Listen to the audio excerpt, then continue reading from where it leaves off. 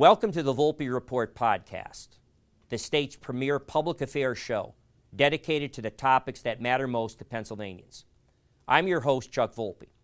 Join us now as we speak to this week's guest.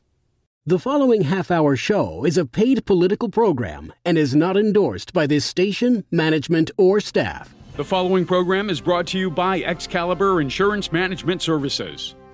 We have a special guest for you today, and I say that because, as most of you are aware, Democratic Governor Josh Shapiro, about a couple weeks ago, presented his budget address and submitted his budget to Pennsylvania. Of course, because we have a divided government in Pennsylvania, meaning we have a Democratic governor, we have a Democratic majority in the House of Representatives. However, we have a Republican majority in the Senate. So today's guest is especially important because we have the Senate majority leader of that Senate, and that is Senator Joe Pittman, who represents the 41st Senatorial District in Western Pennsylvania. He comes this time every year to break down the governor's budget with us, and we appreciate his time because, again, without Senate approval, there is no budget and there will be no funding of our government. Beside his important role as the majority leader, Senator Pittman serves as chairman of the Senate Urban Affairs and Housing Committee and vice chairman of the Senate Environmental Resources and Energy Committee. He is also a member of 4 additional committees: Appropriations, which is particularly important for today's show, as well as Banking and Insurance, Consumer Protection and Professional Licensure, as well as the Judiciary. Joe also serves as a Senate Republican Caucus representative on the Pennsylvania Infrastructure Investment Authority Board of Directors, also known as PennVest. And for those of you that know our history, PennVest was the original creation way back in the 1980s of our very own Governor, Robert P. Casey. Joe is a leader in the effort to promote economic development, job creation initiatives, and strengthen the local economy. He is a staunchly opposed advocate against our participation in the carbon tax initiatives known as RGGI, the Regional Greenhouse Gas Initiative that we were unilaterally placed into, I maintain unconstitutionally placed into, and also that was decided by the Commonwealth Court of Pennsylvania that it was unconstitutional. That is a carbon tax, effectively, that would be borne by the citizens of Pennsylvania. So Joe Pittman, again, is very strongly opposed to RGGI because he believes that would severely impact the region's coal and electric generation sectors and potentially cause the loss of thousands of good-paying, family-sustaining jobs. Joe is a graduate of Pennsylvania State University with a bachelor's degree in political science, and we are pleased to talk to him about today's budget and its sticking points, what he thinks they can agree with the governor on, and what's going to hit the chopping block. We look forward to today's show.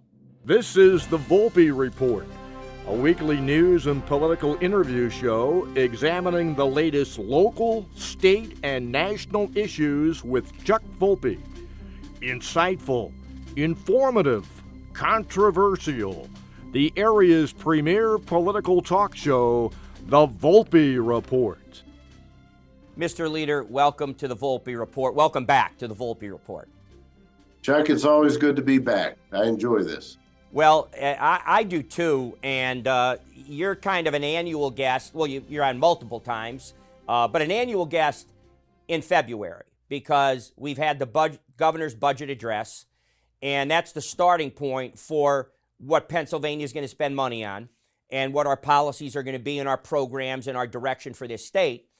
And I'm going to tell you my initial, before I turn it over to you for your comments and our initial starting point before we get into line items, disappointed. And I'll give you a couple of the items. You know, part one is, okay, the budget goes up, whatever, $3.5, $3.7 billion. But, you know, I didn't see the cuts to justify it. What I saw was, you know, hope of revenue sources that, you know, these are like fictional hope sources of revenue. That's one. And therefore, the money's coming out of something else. The second thing is I was looking and scouring through it, hoping he would honor his promise to support fossil fuel, oil, gas, fracking, and all the things he had said when he ran. Of course, he appealed when it was right in front of him to allow the Commonwealth Court's decision that it was in fact a tax and only you guys can do taxes, that he would support that and honor his promise. Well, he lied and he reneged and he appealed it. And then, of course, last but not least, I didn't find anything in school choice in here either. Something else he promised. So having said that, that's right off the, take it from there. Well, you know, Chuck, the one luxury the governor has is he gets to go first in this process. So he has the opportunity to do what really human nature can be often, which is to be all things to all people. And it makes great politics to be all things to all people. But when you govern, you can't always be all things to all people. And sometimes you got to lay it on the line and you got to be factual and truthful about the state of our fiscal realities here in Pennsylvania. And the reality is we're running a fiscal deficit that is structural, which means every year we're spending more money than we're bringing in. And yes, we have a fund balance, we have a rainy day fund, but it's one-time money. And when you use one-time money for recurring expenses, it doesn't take long to have a real problem. And what the governor threw out there really was throwing everything at the wall and seeing what sticks. Hypothetical revenue, lots of spending. The numbers don't add up, and they certainly don't add up in the long term. So we're going to go through our responsible process, which is we're going to dissect what he has proposed. We're going to point out where the fallacies are, and we're going to find areas where we can agree on, because we are in divided government. We've been talking about that for the last 2 years. That is the reality. We accept that mantle. We're going to embrace that fact, but we're not going to go down rabbit hole, which is really what was put in front of us last week. One of the issues I thought, Senator, going into this year especially, he came off a fairly, let's say, a C- grade or D last year. He signed the fewest number of bills into legislation in the history of the Commonwealth of Pennsylvania. Now, that's back-to-back Democratic governors. His predecessor, Tom Wolf, set his own records. I actually had a bit of this conversation right before Christmas with your counterpart in the majority, leader of the House, Matt Bradford. And one of the things we kind of discussed, and I'm going to put to you, because, again, politics matters, it's obviously well known that he intends to run for president of the United States. Now, we can all sit here and pretend, oh, this is just about the re-election for governor next year, and this is just business for Penn State. Everything he does is done through a prism of, what do I need to do to become the Democratic nominee? And I'm going to tell you what, this that I read sounded like giveaways to various constituencies he's going to need to become the Democratic nominee, spending Pennsylvania money that we don't have, to your point. I just like your take on the political part of this. Yeah, you know, back home here, we have a little bit of a saying, which is you've probably heard before: you can't ride two horses with one ass. And eventually it catches up with you. And that budget was an attempt. It was 91 minutes of trying to ride two horses, because he was talking all about giving all things to all people, but he ignored the reality of what that meant to the bottom line and ultimately what it means to the taxpayer. And that's the piece of this that will come home to roost. Now, I'm sure there's some calculation there to say, you know what? If my plan works out just fine and I'm at 1600 Pennsylvania Avenue 4 years from now, guess what? The fiscal dilemma of the Commonwealth isn't my problem anymore. Right. But we have an obligation. It'll be America's problem then. Well, right. It'll be right. But, you know, we in our caucus, why we have been so successful as the Senate Republican majority is we take the long view. And we try very hard to look years in advance to make sure we don't get into a predicament where we can't sustain our budget without going to the taxpayers for more. They give us too much already. And we're committed to continuing reducing the corporate net income tax. We're committed to what's called the net operating loss carry forward. Those are tax provisions that are in the weeds, but they're very important for economic growth. And at the end of the day, our fastest growing age demographic is the 85 plus community. We have enrolled the smallest kindergarten class statewide since 1986. We have a demographic crisis on our hands, and the only way we're going to fix that is to grow the economy. And the only way we're going to grow the economy is to bring our tax structure in line with our competitors around the country and to use our God-given natural resources, which is our energy resources that are under our feet. And you're right about the governor on that front. He talks like he wants to use our energy resources, but whenever it comes to walking the walk, he promotes policies like RGGI, which is a massive tax increase, number one, on every consumer of electricity, but also dissuades investment in our Commonwealth at the expense of it going to other states. And we can't allow that to continue to happen. Agreed. And since you brought up that specific, before we take our one break in the show, Senator, let's talk about RGGI, and as he has reconfigured it into something called PACER, the PACER program.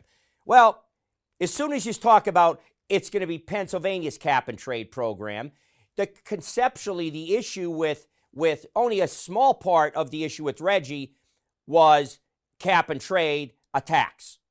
Well, all he's doing is saying, well, yeah, maybe Connecticut and New Hampshire shouldn't be making those determinations. This will be our own cap and trade tax, which will stifle energy production, fossil fuel, oil drilling, gas drilling, natural gas. But it also begs the question, Senator, of the issue in that, which he is going to lose. It's a tax. Commonwealth Court said it's a tax. I don't know what our Democratic leaning, they've done some fairly, I'll say, imaginative interpretations in the past with how they interpret things like concurrent resolutions and then let the governor sign off on it. You remember that kind of stuff. So they've done some creative things. But at that point, then it goes right to the U.S. Supreme Court. And if it's a fight between the Pennsylvania General Assembly and the governor, they'll take that one and they're going to say it's a tax. He will lose that fight. So my point is that why would you double down? He has no authority. He could propose it to you, but he also has no authority to put us in it. It's one of the most confounding decisions that he's made since he's been in office. And I'll be the first to acknowledge that the governor and I work very hard at a relationship where we try to get things done because we recognize that we're in this boat because the electorate put us in this boat. And we're trying to move the Commonwealth forward. But this decision in particular to me was so confounding because, number one, it wasn't his issue. It was Governor Wolf's issue. I mean, it was put in his lap. But for him to take ownership of a $600 million increase in the cost of electricity, if RGGI were to go through, just blows my mind. And then what it does to one of their natural constituent bases, which is the trade union, because the investment in energy is not occurring in Pennsylvania. It's occurring in West Virginia. It's occurring in Ohio. And what I have in Western PA is I have men and women in the trade unions that aren't packing lunchbox. They're packing suitcases because they got to go to West Virginia and Ohio for their work. And it's just so confounding to me. And it's the one decision that really I have a hard time understanding the logic. All right. Agreed. Well, probably before we get into the next subject, let's take a 1 minute break and we'll come right back. There are more places you can watch the Volpe Report, your premier political talk show. Tune in to Fox 56 every Sunday morning at 10:30 as we bring prominent national and state officials right into your living room. Or watch on YouTube at the Volpe Report, where you get full access to all of our episodes, wherever you are. Our guests are the newsmakers, the decision makers, the people who shape the policies that affect us all. We dive deep into what matters most to Pennsylvanians with in-depth interviews that give you the full picture. We're dedicated to providing you with unfiltered, thought-provoking conversations. Whether it's local policy, national politics, or everything in between, we're right here to break it down and keep you informed. So wherever you want to watch, the Volpe Report is always here for you, delivering everything you need to know in today's political landscape. Welcome back, Senator. The first question now in the second half of our show I'd like to ask you is that in some form or other, you are going to not just amend and look at the governor's proposal. You in the Republican majority with your colleague, Appropriations Chairman Senator Scott Martin and others in leadership are going to have effectively your response budget. You're going to have a budget that's your budget. So if you were doing the budget, what would be in and what would be out? Like, what are the issues? Were there red herrings there? Are there issues that people don't make, regular folk don't, having not going through a budget with a fine-tooth comb, won't know about? So take it from there.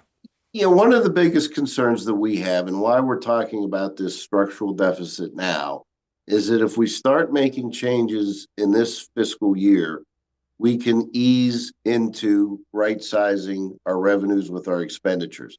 And the biggest area that I see beyond education issues, which is a whole nother conversation, but our human services budget, our public assistance program, those programs are exploding right now. And we have to get our arms around containing those costs. I'll give you one good example. Right now, the utilization of Ozempic, the weight loss drug, is through the roof in our Medicaid program.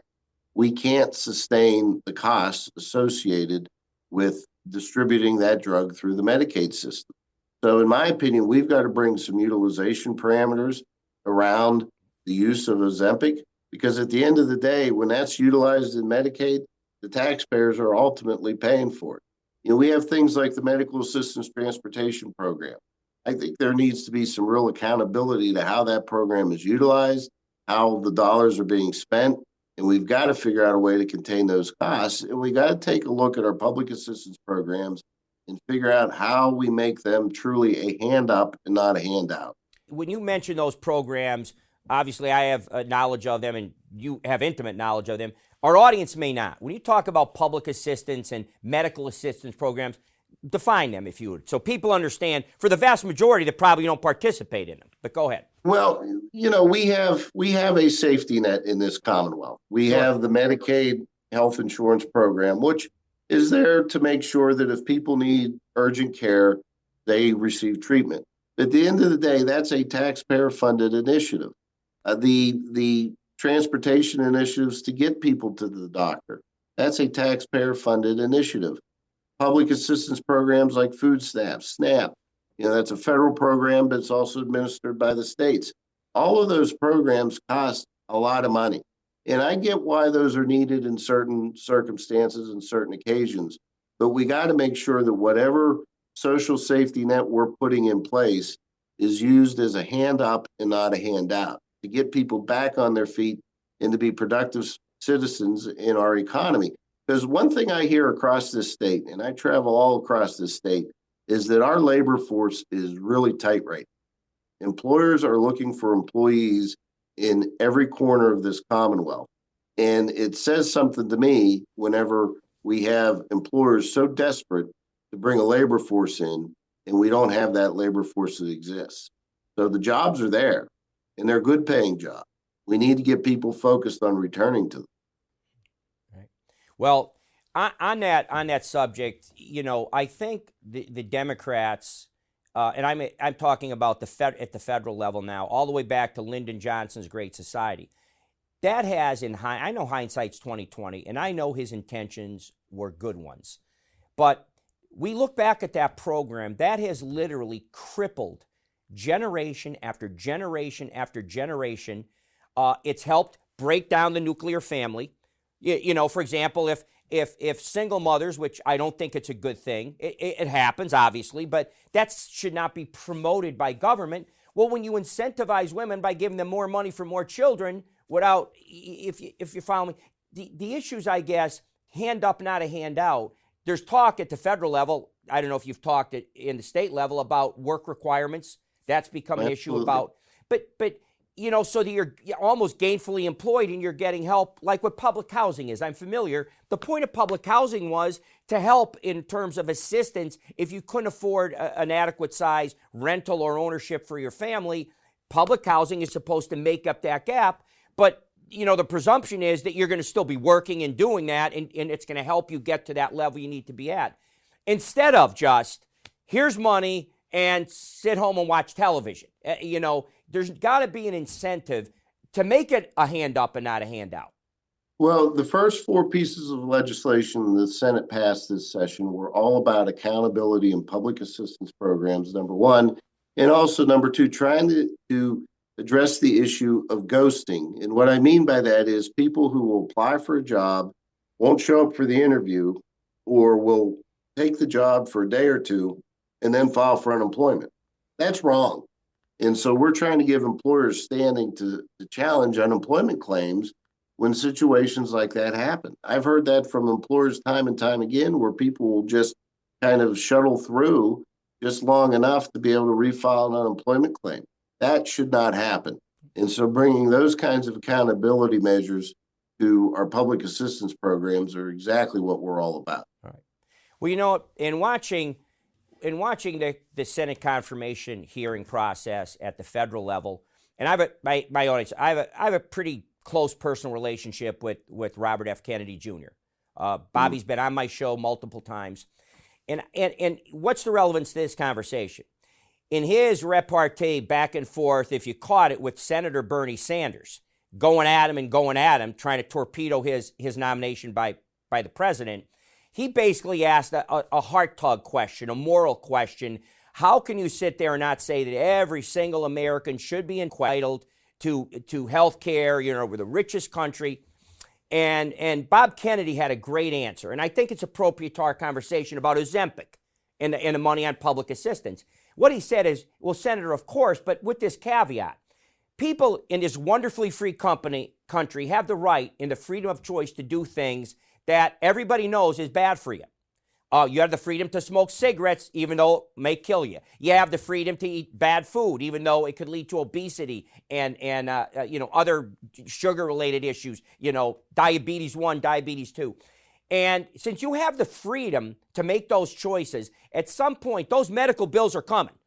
At some point, when you get older, is it fair then we ask the taxpayers to fund the bad choices you've made in your life? So it was pretty interesting. So I want to look at that perspective, because people want to say, well, why not give them Ozempic and why not help them lose weight? Well, yeah, some people have thyroid problems. Maybe there's a medical qualifier that if it's a legitimate medical issue, by all means. But if it's just they ate too much McDonald's, well, maybe don't get taxpayers to pay the whole tab. But take it from there. Yeah, absolutely. I mean, people with health issues that need those treatments should absolutely have access to them, because if we can prevent more chronic conditions occurring down the line, that's actually long-term savings. But I tend to look at it almost like your auto insurance.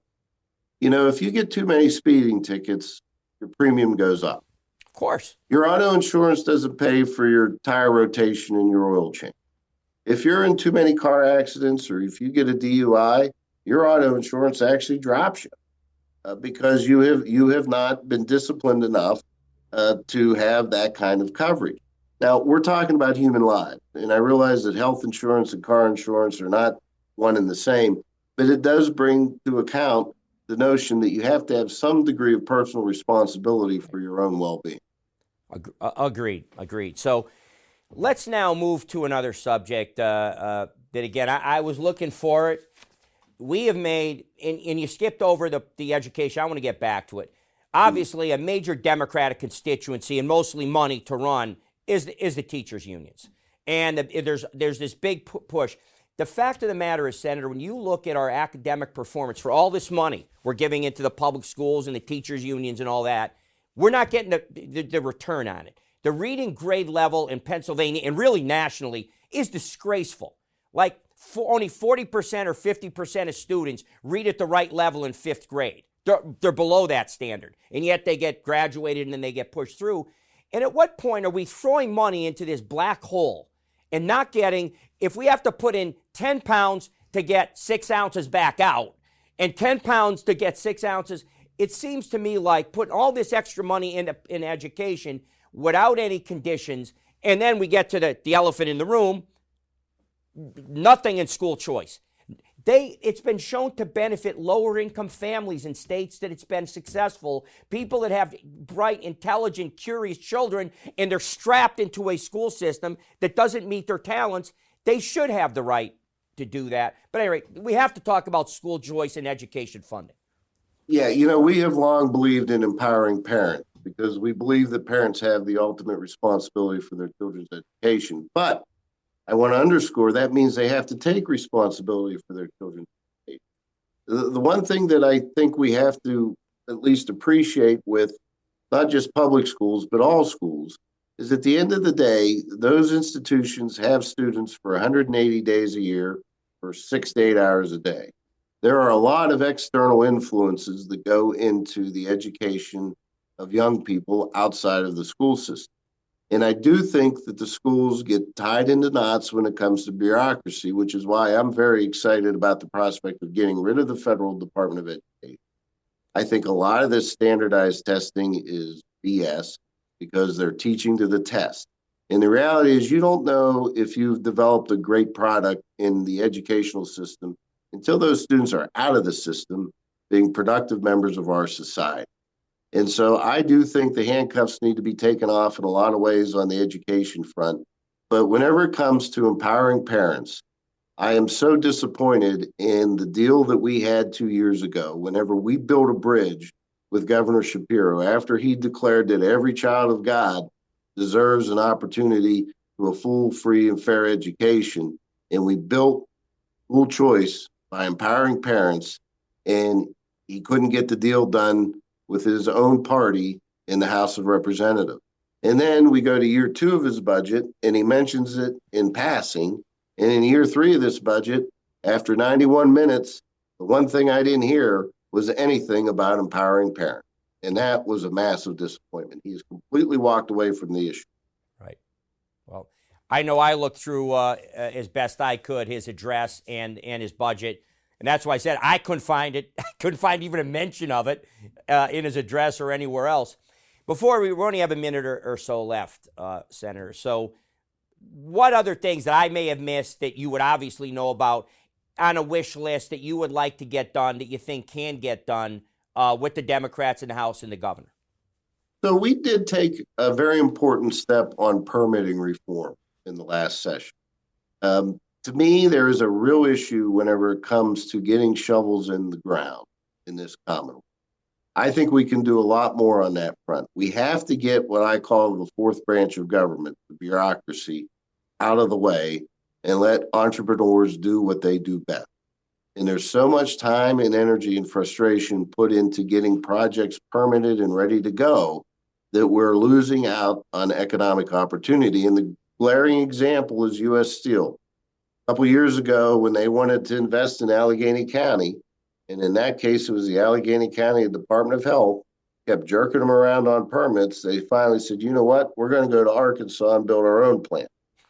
And the governor of Arkansas said, we put shovels in the ground faster than Pennsylvania issues permits. Wow. And that's a massive problem, and we got to deal with it. Right. Well, first thing I want to say, Joe, on a personal level, thank you for your time. Thank you for the great work you do for Pennsylvania. You've become a regular guest, at least this season, once in the spring, once in the fall, including the budget talk we just had. So I appreciate, as the citizens of Northeast and Central Pennsylvania, even though you don't represent our districts in here, you're representing all of us in the Commonwealth. So keep up the good work, and I look forward to talking to you in the future. Thanks, Chuck. You have great representation in Northeast that I love working with, and we'll keep holding down the fort here in the Southwest, and you're welcome back anytime. Thanks. Well, that's my second home, as you know. Take care, Joe. Thanks, Chuck.